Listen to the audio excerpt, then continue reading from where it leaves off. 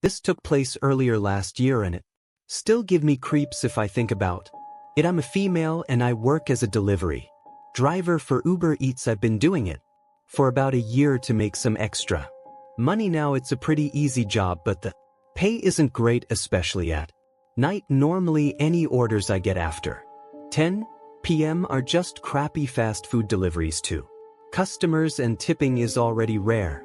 Like maybe 2 out of 10 people tip on Uber Eats, so yeah, late night delivery is not really worth it. That's why I hardly ever do them. However, on this year there was a bonus offer: complete 15 deliveries in a certain time frame and get an extra $75. That sounded great to me when that kind of bonus is available. Late night deliveries are awesome because there's no traffic and it doesn't matter where you're picking up from. It's all about earning the bonus. The faster you finish the deliveries, the sooner you can go home with cash. With empty roads, it was perfect for me. Now I was on a roll and finished my last McDonald's delivery at 2:30 in the morning. I earned my bonus and called it a night. For context, this happened in downtown San Diego. The center of downtown has fun restaurants and clubs, but as you move out from the core it gets sketchier. There are lots of homeless camps and other rough spots. I usually try to avoid that area, but to get home and back on the freeway I had to drive through it. Now I drive it to Ford Focus, which is pretty old and nothing in it is automatic. To roll the windows up or down, I have to reach over and crank a lever. Since it's a hassle to do that every time, I usually just keep both windows rolled down during deliveries, as it's easier to pick up and drop off food that way. Unfortunately, on this night, like usual, I had my windows down. I planned to roll up the windows before I passed 16th Street where the homeless camp was, but I didn't get the chance. As I turned down a side street heading towards the main road, I saw a man up ahead wearing one of those orange reflective construction vests standing on the side of the road. There's always some kind of construction happening downtown, especially at night, so I didn't think much of it. As I got closer, the man suddenly ran into the middle of the street, waving his arms and signaling for me to stop. At first I thought he might be directing traffic or trying to ruin me because of some construction, so I started to slow down. I brought my speed down, leaving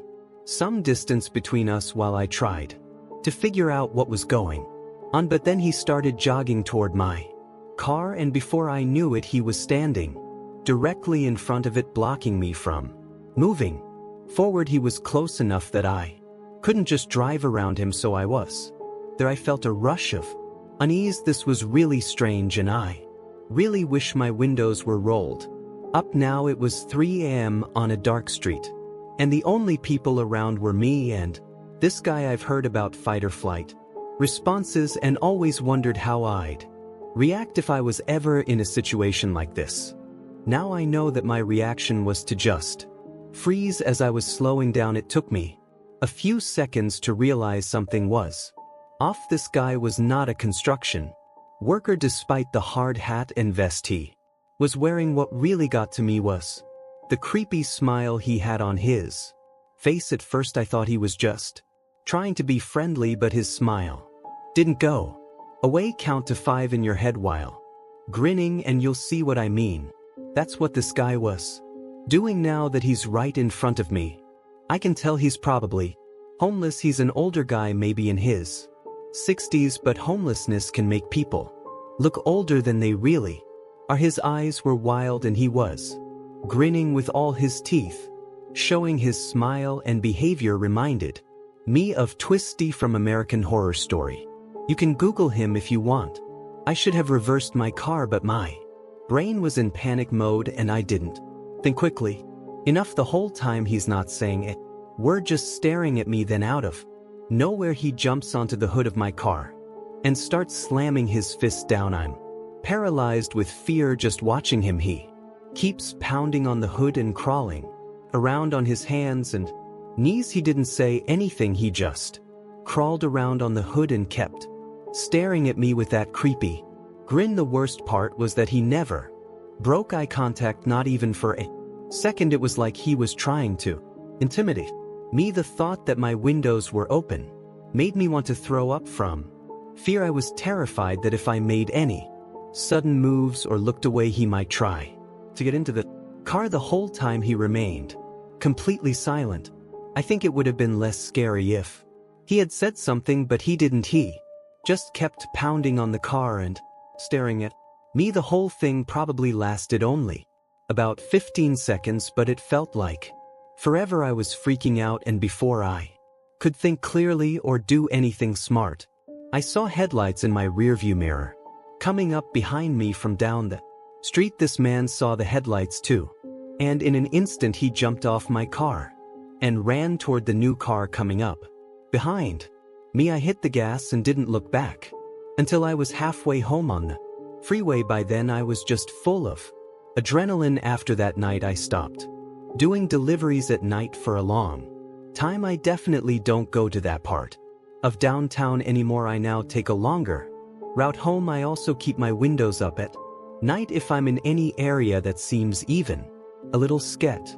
What I learned from this is how naive I was to trust and obey someone just because they were wearing a uniform. I didn't even question slowing down at first, even though the situation was really suspicious. Actually, it was the opposite. I felt thinking that someone trustworthy was out there. I thought, great, the public servant doesn't want me making a wrong turn.